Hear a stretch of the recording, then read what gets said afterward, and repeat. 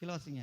இவனை கொல்லும்படிக்கு அது அநேக தரம் தீயிலும் தண்ணீரிலும் நீர் ஏதாலும் செய்ய கூடுமானால் எங்கள் மேல் மனதிறங்கி எங்களுக்கு உதவி செய்ய வேண்டும் என்றான். இயேசு அவனை நோக்கி நீ விசுவாசிக்க கூடுமானால் ஆகும். ஆண்டவர் சொன்ன ஒரே வார்த்தை, உன் பிள்ளைக்கு சுகமானுமா, நீ விசுவாசித்தால் ஆகும். நான் சொன்னோம்ல, போன வாரமும் முந்தின வாரமும் சொன்னேன், ராஜா ஊர் போனாலும் ஒன்றாகாது, ராணி ஊருக்கு போனாலும் ஒன்றாகாது. நீ விசுவாசித்தா சுகமாகும். ஆமாம், 5 மாடி போனாலும் சரி, 6 மாடி போனாலும் சரி, தோத்திரம். அது 10 மாடி போனாலும் சரி. சென்னையில் 18 மாடி இருக்கு. நம்ம அசம்பிளி சாப்கா திருச்சபையில் 18 மாடி ஜபகோபுரம் இருக்கு.